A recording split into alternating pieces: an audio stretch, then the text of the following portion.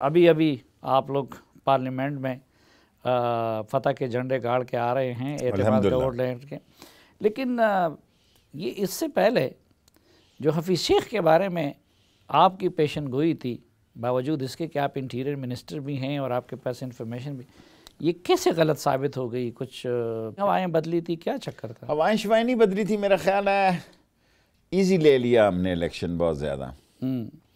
और आसिफ जरदारी ने बहुत गहरा काम किया। ये इलेक्शन मरियम साहिबा वैसे ही कह रही हैं कि मेरे टिकट कोई टिकट की बात नहीं थी, कैश। और इससे ज़्यादा लोगों को उसने पैसे दिए। ये 10-12 की बात आ रही है, 18-19 लोगों को, 20 लोगों को उसने पेमेंटें की।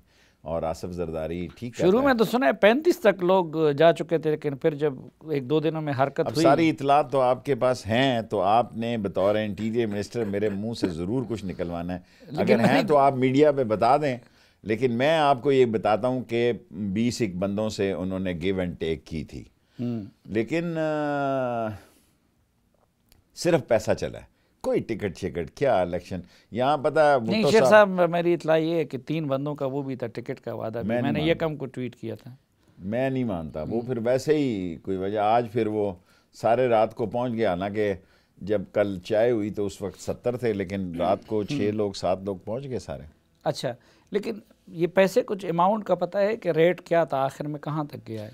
देखें, बाज़ लोग तो सस्ती बात कर रहे हैं, बाज़ लोग 5 से 8 की बात कर रहे हैं। लेकिन आपको तो इल्म होगा ना, बताओ। मुझे यही इतलात हैं 5 to 8। लेकिन बंदे कौन हैं? बंदों की भी लोगों को इतला हो जाएगी थोड़े दिनों में। आज तो खान साहब ने कह दिया इलेक्शन कमीशन को कि भाई आप एजेंसियों से पूछते, तो इट मीन्स कि खान साहब को तो मालूम है। ठीक कह रहे हैं आप, खान साहब को मालूम है।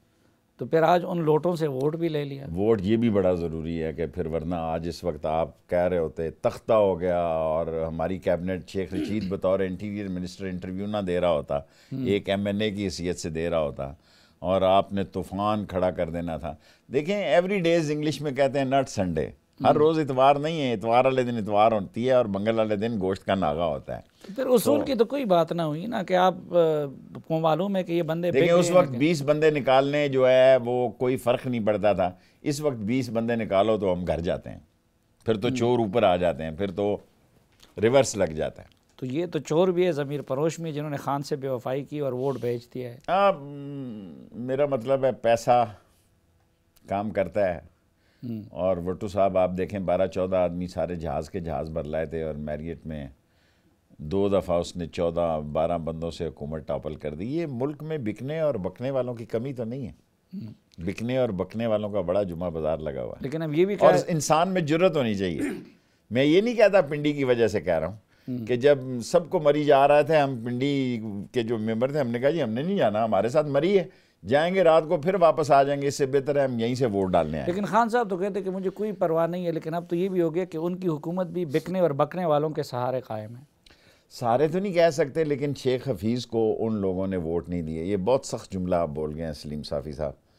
देखें थोड़ा इसको पार्लिमानी, इसको ज़रा रेगमाल लगाएं, पाश करें, बड़ा सख्त जुमला है। अच्छा, यानी जो देखें ना, जिन लोगों ने कई लोग हफीज़ शेख को वोट नहीं देना चाहते थे, वो उन्होंने औरत को वोट दिया है।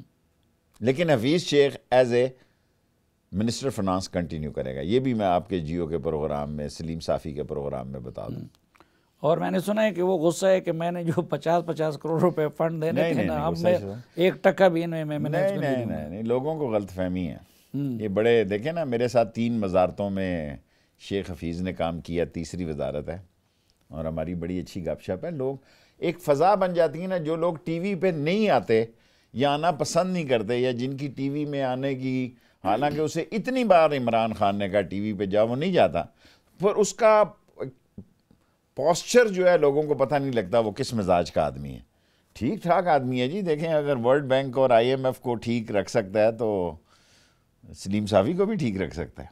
ये हफीज़ शेख की आप बात कर रहे हैं? हफीज़ शेख की कर। नहीं, उसने कोशिश की थी वैसे एक मरतबा जहांगीर तरीन साहब के साथ मिल के। अच्छा। मुझे बुलाया था जहांगीर तरीन साहब के घर मुझे ठीक करने की, लेकिन मैंने कहा कि यार मैं अभी नहीं, वर्ल्ड बैंक और वो वाला तो नहीं हूँ, गरीब आदमी हूँ, मैं शेख रशीद साहब की तरह का हूँ, बस मुझे इन चीज़ों की परवाह नहीं होती।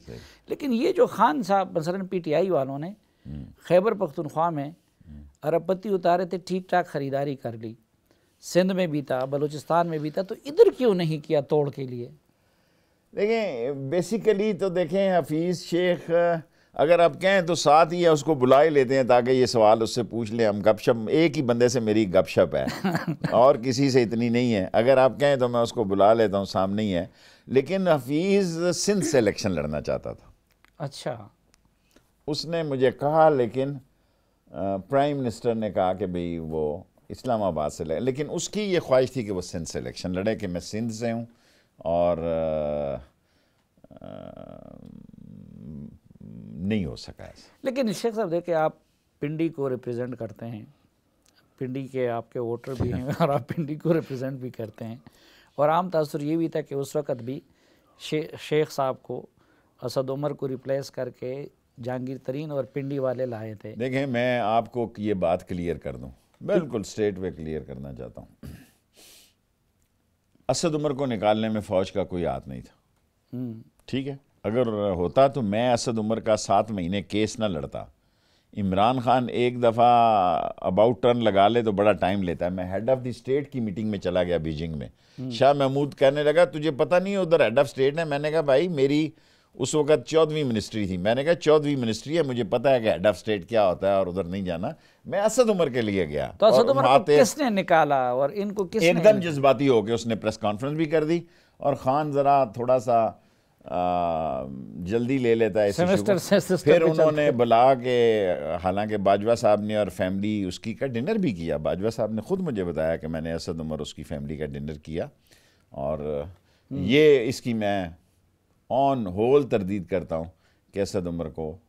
तो ये खान साहब तो IMF के भी बड़े मुखालिफ थे और अब हफीज़ शेख जरदारी के साथ भी रहे थे उनके, तो ये कैसे उनके चॉइस बन गए? देखें एक तो तूने सवाल सोच के आता है ना, जो खान के मुखालिफ जाए। पाकिस्तान चलाने के लिए IMF के पास जाना ज़रूरी था। अच्छा, पाकिस्तान वर्ल्ड बैंक के इकॉनमी के हालात, बल्कि अब तो लोग कहते हैं हमें पहले चले जाना चाहिए था। मुझसे आप सादे सादे 6 छिका छती वाले सियासत के सवाल पूछें, नहीं तो ये अगर आप मुझे डेफिसिट पूछना शुरू हो जाएंगे और खसारा और करंट अफेयर और तो ये यानी IMF का दबाव या मजबूरी थी कि उनको लाया जाए? नहीं, ये सबकी राय थी। एक इकोनॉमिस्ट है, पढ़ा लिखा आदमी है, हाईएस्ट एजुकेटेड मैन है इस सारी कैबिनेट टीम में इकोनॉमी पे।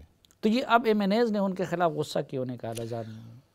भाई जो MNAs जो होते हैं, हम जैसे शेख रशीद ये चाहता है कि भाई मेरा, मैं क्या कहूँ, कुछ नहीं कह सकता। लोगों को जो इकोनॉमिस्ट होते हैं उनसे MNAs इतने खुश नहीं होते।